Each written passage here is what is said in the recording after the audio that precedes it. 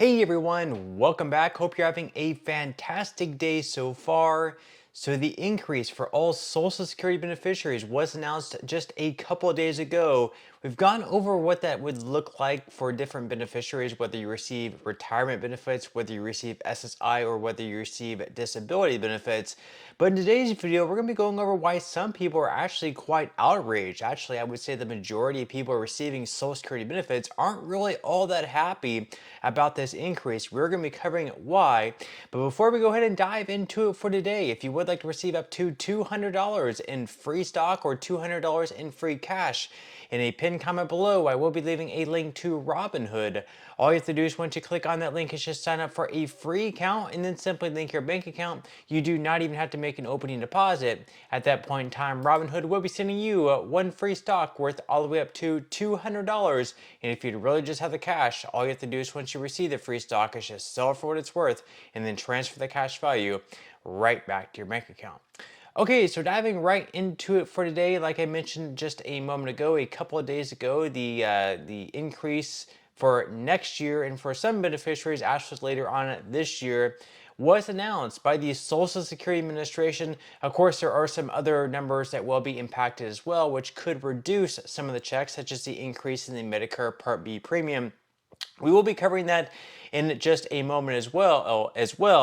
But even though there is an increase, which you would think would be good news and a lot of people would be happy, there's actually a lot of outrage among those receiving Social Security benefits. We are going to be covering why in this video. So according to CNN, starting out this headline here, they're saying that senior citizens will get only a small boost in Social Security benefits in 2025. So Social Security recipients will see their monthly payments inch up by only 2.5% next year as the steady decline in inflation puts a damper on the program's annual cost of living adjustment, the Social Security Administration announced on Thursday. Retirees' monthly payments will rise by about $50 to an estimated average of $1,976 starting in January. Nearly 68 million people receive Social Security payments. The announcement comes less than a month before the presidential election, where the economy and high cost of living are key concerns for voters. So a couple of things here. First off, I did mention that some recipients of Social Security benefits are actually going to be getting their increase a little bit later on this year. That's going to be a recipient of SSI benefits.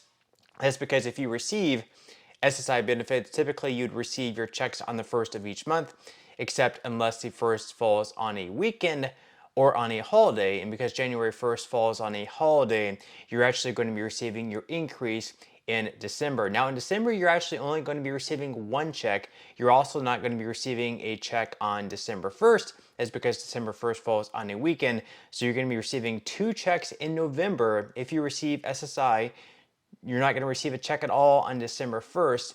And then you're going to receive a check later on in December. That's going to fall in place basically for your January 1st payment. So your December payment is actually going to be a little bit higher than what you've been receiving all year long. Now, according to Newsweek, the Social Security COLA for 2025 is increase actually is sparking backlash. So Shannon Benton, executive director of the Senior Citizens League, said in a statement, quote, "This year represents another lost opportunity to grant seniors the financial relief they deserve by changing the COLA calculation from the CPIW to the CPIE, which would better reflect seniors' changing expenses." She went on to say that seniors and TSCL demand that Congress take immediate action to strengthen COLAs to ensure Americans can retire with dignity, such as instituting a minimum COLA of 3% and changing the COLA calculation from the CPIW to the CPIE. So basically right now, this year and all the years have been using an inflation metric called the CPIW. It's short for Consumer Price Index for urban wage earners and clerical workers. And a lot of people are arguing this is based on expenses. The inflation metric is based on expenses of what younger people in the workforce are spending on.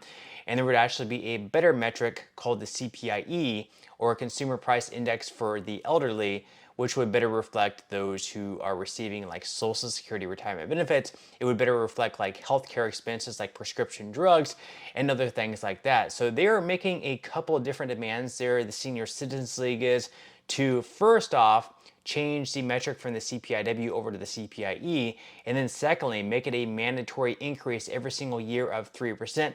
That way there would be a better chance that whatever we receive for the cost of living adjustments actually keep up with inflation. Now, she also went on to say that a research shows that 67% of seniors depend on Social Security for more than half of their income, and that 62% worry that their retirement income won't even cover essentials like groceries and medical bills.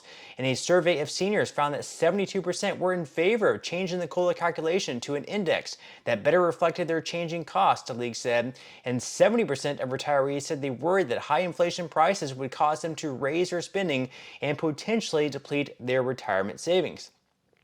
Some political leaders have come out against the new COLA as well, arguing that it does little to support seniors during their golden years. There's also been a push to raise benefits so that seniors can retain more purchasing power. The proposed Social Security 2100 bill would make more than 13 provisions to increase Social Security benefits, albeit many for a temporary period of 5 years.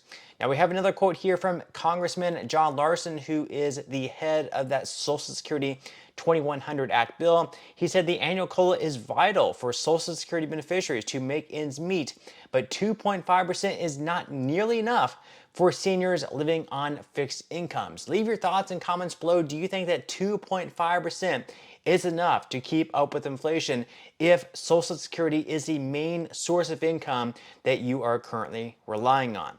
Now, Michael Ryan, a finance expert and the founder of MichaelRyanMoney.com, agreed that the official inflation numbers often mask the true financial pressure on older Americans. He said, just last week, I sat with Martha, who is a 72-year-old friend who broke down her monthly expenses. Her prescription costs jumped 12% this year, while her assisted living facility raised rates by 8%. These are the real-world increases that a 2.5% COLA simply can't cover. So again, her prescription drugs, she broke that down, that increased by 12%. Her assisted living facility raised rates by 8%, yet she's only going to be receiving a 2.5% raise in her Social Security checks for next year. For her, it's just not going to add up, and she's going to see, and other people like her are going to see her savings dwindled or have to cut her expenses even more. And eventually you just run out of things that you can actually cut from your budget. Now, when healthcare costs are surging by at least $200 and housing prices are rising by 8% in many markets, with grocery inflation remaining above 3%, that $50 increase does little to keep seniors afloat. The inadequacy of the current COLA system isn't just about numbers. As someone who's worked with retirees for decades, I believe we need serious reform, is what Ryan said, and the CPIE would better reflect seniors' actual expenses, though it would require careful implementation to maintain program sustainability. And in my opinion, at least, even the CPIE probably would not do enough to keep up with inflation, because if we did have like the CPIE metric last year, I believe that the cost of living adjustment would have been, I believe it was 4% instead of 3.2%. Now inflation, I think, probably went up even higher than 4% in many categories. So it would have given you a little bit higher of a raise, but still not really enough to keep up with inflation. Now, according to CNN, though the COLA is supposed to keep up with inflation, it's missed the mark in 8 of the last 15 adjustments, according to a recent analysis by the Senior Citizens League, an advocacy group which looked at the annual increases prior to the one for 2025. Over the past 5 years, only the 2023 adjustment has beaten the rate of inflation. The COLA has lagged inflation by as much as 1.1 percentage points the other years. Social Security benefits have lost 20% of their buying power since 2010. According to the league, those who retired that year would need a boost of $370 a month or $4,400 a year on average to regain the lost value. Now, until just a few years ago, Mary Richards, here's just another example of a person struggling during this time, so was able to cover her monthly expenses and have a little left over to go out to eat and sock away some money with the incomes that she received from Social Security alongside her pension. But the steady climb in costs have forced her to dip into her savings to pay bigger bills, such as her real estate taxes and insurance for her home and car. She said now there's just no wiggle room who lives in the villages. I kind of woke up one day and said, I don't have any money left over. For instance, the food she buys for her 7-year-old dog, Lucky, now costs $1.82 a can at Walmart, up from 75 cents before the pandemic, and Lucky eats 2.5 cans a day. She wonders how the Social Security Administration calculates the COLA since, quote, it doesn't seem like it's based on what I'm paying for. And I think a lot of Americans are experiencing very much the same thing, even though they're receiving an increase each and every year in their Social Security benefit. The increase that they're receiving is just not enough to keep up with inflation. But with that said, leave your thoughts in comments below. Your experiences, are you believing that the cost of living adjustments that you've been receiving over the past few years have truly kept up with inflation? I've heard a lot of stories where before you're able to go out to the grocery store and fill up your entire cart and have multiple bags of groceries for, let's say, like $100. Now for the same amount of groceries and the same amount of bags, they're having to spend a lot more, or they're having to reduce their cart in half. Just a sad, sad story that we're seeing. But with that said, leave your thoughts and comments below. I would definitely love to read them. But that's all I have for today's video, and I will see you in the next one.